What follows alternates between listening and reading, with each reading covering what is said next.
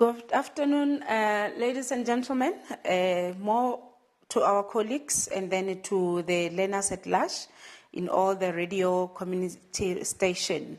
I am Mekabi, the subject advisor for accounting from Moteo District Office. Today, I will just be giving you the tips on paper 1 that is going to be written. We are really doing countdown. That is the day after tomorrow, the 16th, of which is Wednesday. So the time is very close. I know you have revised everything. So I'm just giving you the tips as to what is it that you need to know and what is it that you don't have to do. We can get started. My focus on this presentation is going to be the structure of the paper. I know you know the structure of the paper because you met the structure in trial exam while you were writing your paper 1. But I just want to emphasize on the structure. It's very important for you to know the structure based on the exam guideline. And a few tips on how to answer the questions that we are going to go through, that I'm going to show you when we are going through the structure of the paper. And then the errors and omissions, what to avoid. Basically, this comes from the diagnostic report or from the learners that we have come across throughout the year, that the mistakes the learners are doing. So we are advising you not to do the same mistakes so that you can literally pass your paper. Coming to the first part of which is the structure. The question paper counts or consists of 150 marks, and it is going to be written for 2 hours. But there is no specific order in terms of the layout of the paper and the topic to be assessed. Remember, because you have exam guidelines and your teachers have discussed the exam guidelines with you, in the exam guidelines, the 20% of the content from the previous grade can be assessed. So don't be surprised when you see some other things that comes from grade 11. So on the paper, we are allowed to ask 20%, and the 80% should be on the current grade, which is the grade 12. Bearing in mind, we have the topics that we say they are cut across topics, that you do them from grade 10, grade 11, and grade 12. So there is a possibility of 3 to 4 questions in that question paper of yours, which is 150 marks. And then each mark per question can range from 15 marks to 60 marks. It depends. And then let's say, for example, on the structure of the paper, we can say the income statement or the statement of comprehensive income or of the financial statement can be 50 to 60 marks. Then each question could indicate, each question from in paper 1, we can have notes of financial statements, cash flow statement, and financial indicators, which can range 40 to 45 marks. Maybe that can be your second question. Then let's say for the third question, you can have your analysis and interpretation of financial information. It can also run to 30 to 35 marks. Corporate governance, audit report, and process, it can range from 10 to 25. Fixed assets, inventory, ethics, and internal control can be integrated in that topic. Like I said, in each question could include integration of topics. When you have your question paper, when you check page 2 of it, you will check that the question paper will clearly show you the topics that have been assessed and the total marks per topic. So mark will be allocated on top of each question so that you can know if you are talking about your fixed asset that is asked, it's worth this much. Very importantly, use the time wisely. It's very important to use your time effectively so that you can finish everything that must be done. And then when you check your question paper again, each and every question has what we call appetizers. So let's say, for example, you'd find when in the question of income statement, you'd find that the first question will be matching the column or filling in, the answers will be there. So we are expecting each and every learner to complete that part because it's 4 mahala marks that we can say, because it's the basic things that you know. Some of them is the concepts that you learn from grade 10, some in grade 11, some you have just seen them in grade 12. But each and every question has got the appetizers, which we call them, the concepts. Then coming to the second issue is how to answer the questions. So on how to answer the questions, I'm going to take question by question. And I'm going to start with the question of statement of comprehensive income. On the statement of comprehensive income, of which we used to call it income statement, focus on, very importantly, know the format of the income statement. You need to memorize the skeleton or the structure of the income statement. I'm telling you, if you do not know how does the income statement look like, you will never get it right.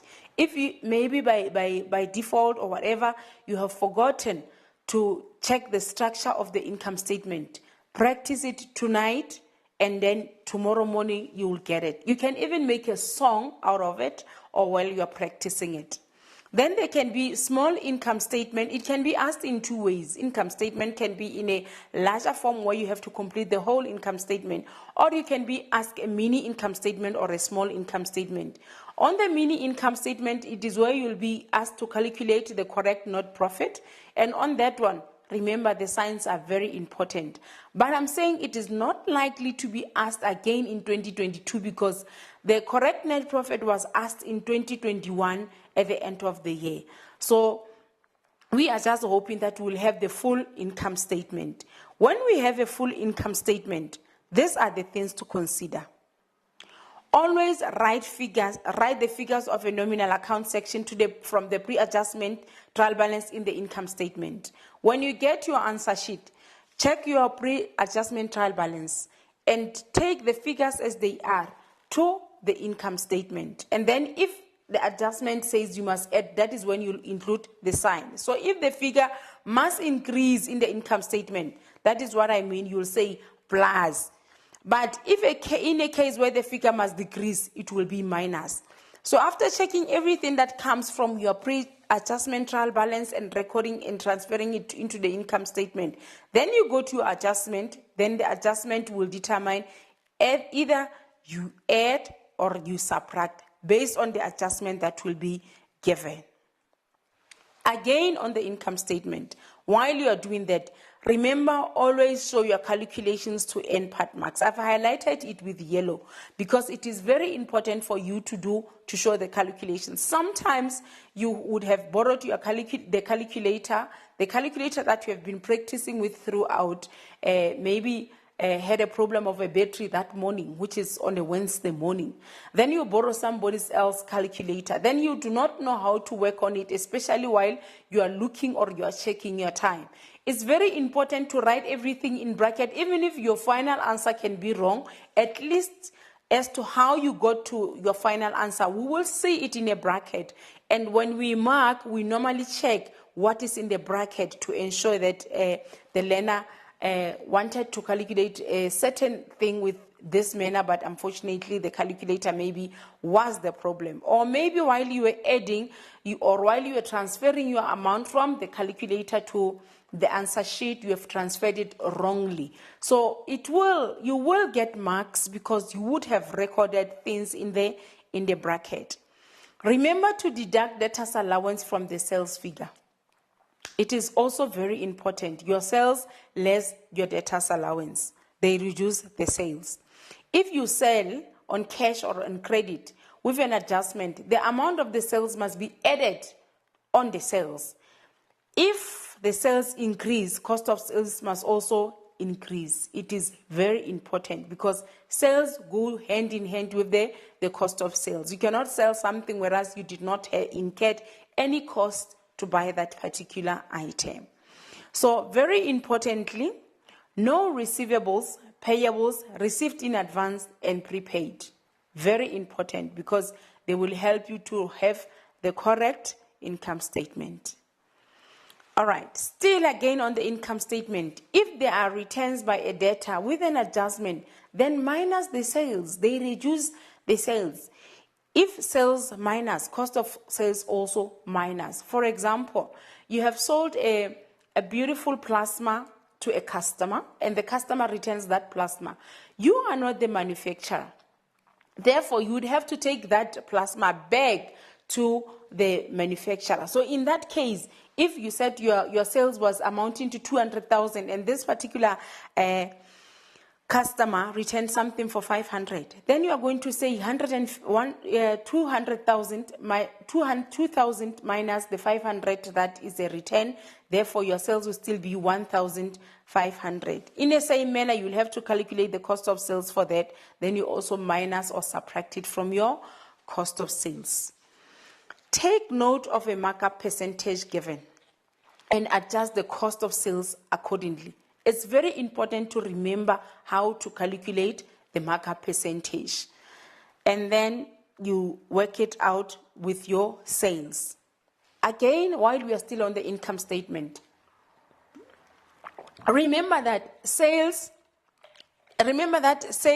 stroke returns at the end of the year changes the figure of the closing stock, then determines if the stock is at a deficit, is a stock deficit at the end or what. So it is very important to also check the figure of your closing stock and check it on the adjustment and check if you have any adjustment that talks to the returns of any goods. Then coming to the depreciation, very important. Depreciation is also a cut across topic. You have to know it. It can come in a form of a note. You must be able to calculate the depreciation. While we are on that depreciation, we have got two methods of depreciation. Is a cost price and a diminishing. Diminishing can sometimes be called the carrying value. Then remember how to calculate the depreciation using a cost method price. You take your cost price, you multiply by the percentage given. If they say the vehicle was 200,000 and then it was depreciated at 20%, you just go straight and say 200,000 multiplied by 20 divided by 100, then it will give you the depreciation. Especially if the vehicle was bought at the beginning of the year and then you do not have to calculate it with the months that are included and so forth. But months and the time frames are important while you're doing your depreciation.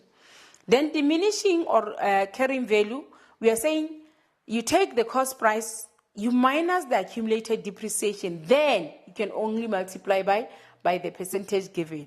On this one, the time frame is also very important. Check when was it bought and when was it bought, and then when is the financial year ending.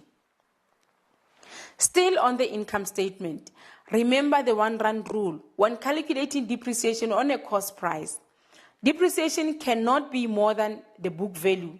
Subtract 1 rand from the book value and that is your depreciation. Very importantly, you cannot say, let's say for example, we had an activity that we are doing over the weekend and then we calculated the carrying value of that activity was 38,000. Let's say the carrying value of an equipment, of a vehicle is 38,000. But when you calculate the depreciation, you got the depreciation as 57,000. So in that case, it basically means you are not going to record the 57,000. You are going to record the 37,999 because your carrying value was 38,000. You cannot record the 57,000. I repeat, you cannot record the 57,000 that you have got or that you have attained because the carrying value of that particular item from the beginning of the year was only 38,000. I've made another example here. I said if the carrying value is 1,000 and you calculate depreciation at 15,000, you can only write 999,000 because the carrying value must be at least 1 rand. So from the 100,000 from the 1,000, which is the carrying value, you subtract 1, then you will have 999. Remember that interest income and interest expense appear on the bottom of on the bottom part of the income statement. Very important to know the structure, know the income statement from up until the end. And then another one of taxation, calculation of missing figures. Divide by what you have and times that you want. For example, if your tax is 30%, amount to 285, you need the profit tax. Then 285 divided by 30 multiplied by 70, which is basically 100 minus the 30 that was given. Then it can give you 665. Working from bottom to top, know the format, and apply opposite signs when going on. Very important on the income statement. You must know all those things. Then come into the second part of which we can say is the second question, where we are going to talk about the statement of financial position, which used to be called the balance sheet. On the balance sheet, you need to know your formats, the structure, the skeleton. It's very important. In accounting, I want to tell you, if you know the structure, the principle, how does it look like, and understand the meaning behind everything, it is easy for you to pass accounting. So in the balance sheet, you need to know the format, the structure, and the skeleton of the balance sheet. Always write the figures of the balance sheet account section on the pre-adjustment trial balance in the balance sheet. Remember, you'd have your pre-adjustment trial balance. Then you take those figures as they are, you record them in your balance sheet. And there is marks in most cases when you take them from the pre-adjustment trial balance to the balance sheet. And then always show your calculations in the brackets to end part marks. After you have taken that figure as it is from the pre-adjustment trial balance to the balance sheet, you would have opened a bracket and you would have shown your figures in it, and then you'll have your final mark. Very important. Show your calculations. Ratios are important when doing a balance sheet or when a balance sheet is assessed, because you can use the ratios to look for the unknown figures that you might come across. Then coming to the balance sheet again, the ratios. If your liquidity ratio is 2:1, the figure of the current liabilities were 100,000. Then the missing figure of the current asset must be 100,000 multiplied by 2, which is 200,000. Know the formula of current ratio and know when to use it and how to use it. Remember, it has your asset and your liabilities. Asset test ratio can be used to calculate the stock figures in the balance sheet. Also very important. Debt equity ratio can be used to calculate either the shareholders' equity or the loan figure. Total capital employed means shareholders' equity plus the loans. Now moving to the notes of the balance sheet. Know the format of the following notes. All the notes you need to know the format, but most importantly, these 3 notes are very important, because if you check the trend of the previous question paper, you will not come across any question paper where you do not have any of the 3 notes. The first note is ordinary share capital. You have to know the structure, how does it look like, and you have to be able to do what? To calculate the shares that are needed there. Retained income, you need to know the structure. How does retained income look like?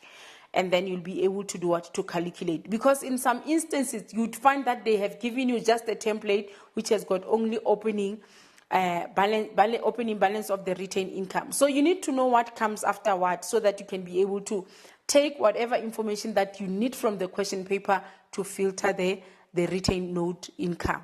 Then lastly, note for fixed asset. It is very important. Fixed asset note, you would have started it from the previous grade, so you'd have known it. Remember, fixed asset note has got 3 sections. You have got the first part where you're going to talk about your carrying value, your cost, accumulated depreciation, carrying value. Then in the middle, I normally say the middle is where we are focusing on the movements of an asset during the year. When you're talking about movement, you're talking about movement going out, which is disposing, movement coming in, which is buying a new asset, and then the depreciation at the end. So those 3 will cause the movement during the year. Then the last part of a fixed asset note, remember also, it has got 3 things, which is cost, accumulated depreciation, and carrying value. So those 3 notes are very important. Take cognizance of them, know their structure, so that you can be able for you to calculate it easily. Remember again, when you buy back shares, the average price appears on ordinary share capital note, and the difference must appear in the retained income note. So while you are calculating it, Make sure that you can check the difference from the ordinary share capital and then the retained income, so that when you add them together, they give you that particular amount. Then remember to take the total of these notes to the balance sheet. Very important. After calculating your ordinary share capital, take the note as it is and put it in the balance sheet. I was still telling some learners that even if you have calculated your ordinary share capital wrongly, let's say, for example, the total amount of ordinary share capital was supposed to be 2 million, and then you did not get 2 million, you got 1,300,000. Then you take your 1,300,000 to the balance sheet as you have obtained it. You are going to get a mark in the balance sheet for knowing that you had to transfer the total of ordinary share capital to the balance sheet as it is. In the same way, your retained income, let's say it was supposed to be 720,000, but you have got 610,000. Then by transferring the 610,000 to the balance sheet as it is, you have another mark. So in this case, you already have 2 marks in the balance sheet for just transferring. Remember to take the total of these notes to the balance sheet. Like I've said, they always ask the note for fixed asset or to calculate a new purchases on a fixed asset. Yes, while we are still on the fixed asset, they can ask you to calculate the depreciation on a new asset, or the asset that has been there forever, or the asset that was bought during the year. Very importantly, asset disposal at carrying value. You have to know how to calculate it. Remember, carrying value equals to cost price minus accumulated depreciation. Then we can be done maybe with our second question. Then we can move to third question. Remember, before we move to third question, on the balance sheet, they can ask you just the part of balance sheet which can be equity part of it. They can ask you the full balance sheet, or they can ask the part of it. So moving to the next one, cash flow statement. On the cash flow statement, very importantly again, you need to know the format, the structure, or the skeleton of a cash flow statement. How does it look like? So inflow, receive money, there is no bracket. Outflow, you pay money, there must be a bracket. An example that I like saying inflow, we all like money. When money comes in, we don't do anything. But immediately it's outflow. When the money goes out, you try to protect it. By protecting, you try to do brackets. So remember, when money goes out, you put bracket in your cash flow statement. Very importantly. It can be asked as a full cash flow or part of cash flow as a missing figure. And while you are doing your cash flow, remember, if, for example, your loan was this much and then it was 7,000, it means then this year, then the next year, the loan is 5,000. It means you have paid the loan, you have reduced the loan. So is the money coming in? Is the money coming out? So check those aspects. And then coming again onto the cash flow, missing figures can be asked in a way that you have to complete the missing figures. Missing figures can be, you can have to calculate your dividends paid. You can be asked to calculate your income tax paid. Remember, when you calculate your income tax paid and your dividends paid, and you can also be asked to calculate the purchases or a disposal figure of a fixed asset, a loan, or a purchases or a repurchases of some shares. So you need to know, when are we talking about financing activities, when are we talking about investing activities, or the last part where, remember, they always ask the change of cash and cash equivalent, the last 3 lines of the cash flow. You also need to know them thoroughly. And then analysis and interpretation on the ratios. Very important. You'll be given a formula sheet. But when you are given the formula sheet, it does not necessarily mean that you will have the marks automatically, or you will know the formulas, the ratios automatically when you don't know how to apply them. You have to know how to apply them. Ratios can often be asked or can often be used. Current ratio divided by acid test ratio, it must be X is 2 to 1. Then debt equity ratio, it must be X is 2, 1. We have Roche or Rodka. The net asset value per share can also be there. And this can also help you to complete your income statement. Then coming still on the interpretation, you can be asked to comment on the liquidity ratios, which is 6 ratios in liquidity, which I know you know them and you have went through them. Current ratio, divide by asset test ratio, or not divide, current ratio or asset test ratio, or debtors collection, or creditors payment, or the stock. Still on the interpretation, comment on gearing, there is 2 ratios. Debt equity ratio and ROCE. Those are the 2 ratios that you need to use when you comment on your gearing. You can compare it with the interest on loan before you decide to pay back the loan. Remember, your ROCE is the return on total capital employed. And then the buyback of shares. If the prices were fair, compare it with the net asset value and the market price of shares. Then coming to the auditing part of it, types of audit. We have got 3 types of audit. We have got unqualified report, we have got qualified report, and we have got disclaimer report. Under qualified report is the report that we say it's fairly presented in all material. So when you check the financial statement, they are fairly presented and correctly presented, and their records complies with all the accounting standards. So that is unqualified report.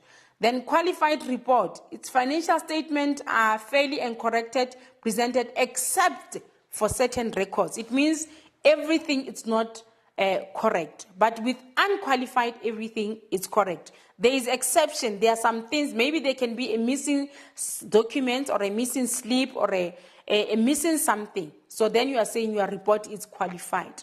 Then the disclaimer, it's when an auditor cannot express an opinion. There are so many reasons why the auditor cannot express an opinion. There can be insufficient or incorrect information given or outstanding. Or there can be a bad report, meaning that there is a mismanagement of funds, or there can be a possibility of a fraud or irregularities. The reason I'm explaining these 3 is because you need to know them for you to be able to comment on the information that can be given. For example, they can just quote a company, or they quote anything from a magazine that talks about a company that is not able to do certain things because of what and what and what. So if you do not know what kind of a report, if they say the auditor audited the financial statement of this company, but they could not express their opinion, what kind of report is that? You need to be able to know is a disclaimer. So you need to be able, is it good for a business? You need to be able to know if it is good for a business or not good for the business. And why are you saying it is not good for the business? Because when we mark, we want to check the understanding of a learner to explain the concept or these 3 types of audit reports. Then coming to the ethics and corporate governance. Here they can be integrated across all topics. Problem-solving scenarios are there. I've made an example of where you have to comment or to solve a problem. Like, for example, tender was not advertised, but there was somebody who was paid and the business was done. Therefore, did that company follow the correct things? Then you are trying to solve the problem while you are doing that. Unethical business practices, corporate and social responsibilities. Then, very importantly, when you are checking your King Code, ethics and corporate governance, we call it this substantive. You need to understand this very well. Reason being, you need to understand what does S stands for. S stands for social responsibilities. Is the company contributing to the social responsibilities? Is the company employing the community around? Is the company not harming the community around? Let's say, for example, you are staying in an area where there are mining or where there is factories. Like, for example, in Botshabelo, there are factories. So if the material that they use in that factory, after they have used it, they just dispose it, or the liquid that they have used to wash the material that they have used, they just dispose it and it becomes dangerous to the community. It means that that company is not having social responsibility. It's not taking social responsibility because it's not taking care of the community, and it's not contributing to the community around itself in a good way. And transparency, does the company do things in an open and in a transparency way? If there is a job that must be advertised, or if there is somebody that they are looking, are they advertising in a following good proper channel of HR? Are they advertising in time? Are they doing interviews? Are they doing what is supposed to happen? That is what you are calling about transparency. Then accountability, able to explain your actions and accept the responsibility. Sorry, while I was talking about the running water, I think it will fit much better in the accountability. The company must be accountable, but with social responsibility, the company must hire people around that premises. Then responsible management, showing critical consideration for all aspects where the business is involved. Then is the company showing that critical consideration? Is it considering other people, the workers? Is it considering the employees? Is it considering the outsiders, people around it? Is it considering the stakeholders, people that they're communicating with, and so forth? Discipline. Business must stick to its principles and ethics. Each and every business must be disciplined. And then independence. Business must operate without influence of others. It cannot be right that because it's somebody who is coming to the business or to do something in that particular business, then the business just lose its independence and then depend on the other person, or they just take whatever the other person is saying. Then fairness, being considerate to your shareholders, giving them what they deserve. This is very important. Shareholders are there to invest in the company, and when they invest in company, they want something in return. So the company cannot forge the financial statements just to say that the business is performing or the business is at risk, whereas it's not at risk. So they need to be fair and give the shareholders what is appropriate to them. Then that is how you can answer all those questions. Now I'm going to move to the last part where I'm going to talk about what is it that you need to avoid. In most cases, you would find that candidates forget to calculate the average price. I've talked about it. It is very important for you to be able to calculate the average price, read the transactions properly, and go to them as they are, and go to them one by one to understand and be able to check if the shares were sold at what price and when were the shares sold. It is also very important. Secondly, candidates do not comment appropriately. Give your own opinion. It is very important to give your own opinion based on your understanding, because we need to know, or we need to see while we read your script that you have really understood whatever that was said. And then most of the learners, they shy away from answering problem-solving questions.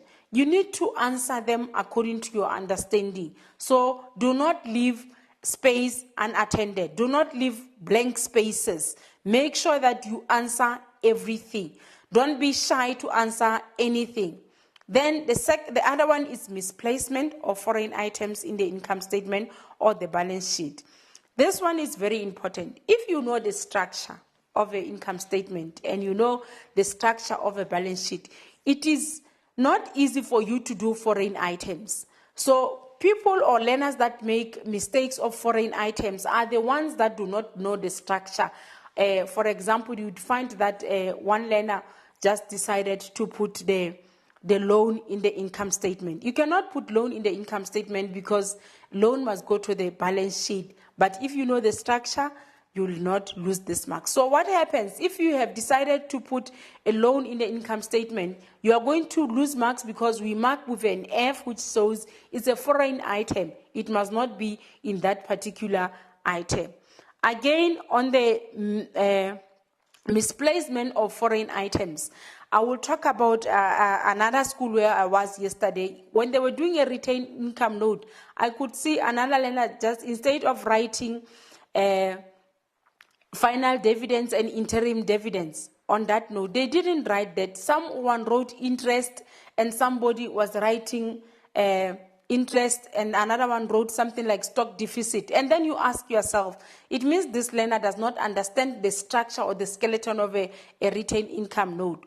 And in that case, while you are marked, even if you have maybe, for example, you have got other things right in your retained income, you are going to get minus F. We are going to subtract marks because it is foreign items, and then the marks will be lost. And then poor time management. Very importantly, it is very important for you to manage your time effectively so that you can finish the paper. Some learners do not finish the paper. Like I said, when you open the second page of that paper that you get on Wednesday, it has shown you the topic, it has shown you the marks, it has shown you the time as well. So if you are busy with a certain question and then you get stuck, do not wait onto that question until time ends. Move to the second question and answer it accordingly. In some instances, you'd see that when you find a question that you understand best, you even finish before the time that is given. So use your time effectively. Make sure that you fill everything. Start with appetizers and complete things that you know best. Start with the question that you understand or know best. While you are busy practicing today and tomorrow, there is a question that you are saying on this. There is a topic that you are saying on this topic. Noma kanjani, I'm going to make it. Then if you understand income statement best, start with it and then move to the topics as per your difficulty or per your understanding. And then you will finish everything in time. Some are unable to work figures from the known to find unknown balancing figures. It's very important. I was saying to another class that I was with yesterday, while we were doing the balance sheet, they had the total equity and liabilities, but they did not have total asset. I said, take it as if you are playing chess. Now you have this total, you can easily take it and transfer it to your total assets, because at the end of the day, we said, while you are doing balance sheet, asset equals to owner's equity plus liabilities. Therefore, you have your equities and liability total, take it on top to your asset, then it is easy. In that case, while you are having there, you can easily calculate your current assets, or your current asset is given, then you will easily calculate the non-current asset. So you are done. Meaning in that case, you will be able to use the figures that you have to get the unknown figures. And able to apply critical thinking skills to provide relevant and suitable solution. In the same way, it is very important to apply and to think out of the box in some other questions, especially on the theory questions, because they would want to test how much knowledge or what do you know, so that you can be able to answer in a suitable question. I think those are the common mistakes that most of the learners are doing. Then, in conclusion, I just want to say, work out as many examination papers as you can. Make sure that you ask your teachers as you can. We have got YouTube. You can go to your YouTube. We have got old IBP lessons that you can use. You can use previous question papers. You can go to a DBW website where you can download the question papers and work through them. Attend all extra classes up to today. Tomorrow, you must work on your own or SPS. And then what is important again, the study groups or helping each other is very important. I was saying to them yesterday that, remember, you cannot be good in all topics. If learner A is good in income statement, learner B will be good in balance sheet, then they need to swap. It's nigga. I teach you on how to tackle or how to tickle the adjustment of an income statement. You teach me on how to address adjustment on the balance sheet. So it is very, very important to do that. And then work with each other, help each other, and your teachers are always there to help you. And then in conclusion, I just want to say, believe in yourself, stay humble, and stay strong, never give up, work very hard and keep smiling, because your smile makes life more beautiful. Thank you very much. We have come to the end of the tips of our accounting paper 1. Thank you, colleagues, for listening. I know some of the learners have taken points, and some of the learners will take points from others, and the teachers will just sum up on everything that we have done. Thank you very much.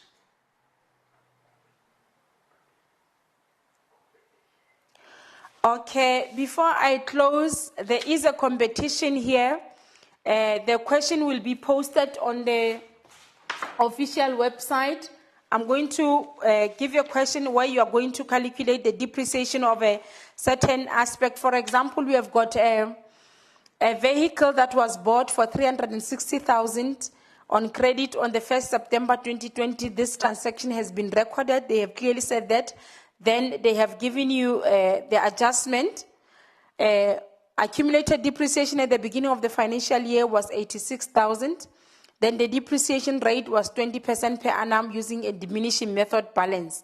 Then the depreciation of the remaining vehicle was amounting to 52,800 on the 28th February 2021. So the question will be clearly posted on the website, and try to answer that question as simple as you can or as quick as you can, because it comes from the materials that we have just done together. And then if you get it, you will get your T-shirt from MTN and the bucket hat from MTN. I know our learners are listening and they want to participate, and I so wish that it can be obtained from Moteo, from the learners from Moteo. I know the Lijoli Puta is listening, TMET is listening, Facilitator is listening, because the radio community station that I'm addressing this, or the center that I'm in, is in Moteo. I so wish that it can be obtained by a Moteo learner. But we love you all our learners, and best of the luck. I know the teachers have done all what they could. We have come to the end of everything. And thank you very much. Enjoy your paper on Wednesday. No makanjani, no learner must be left behind. All learners are going to pass. Thank you very much.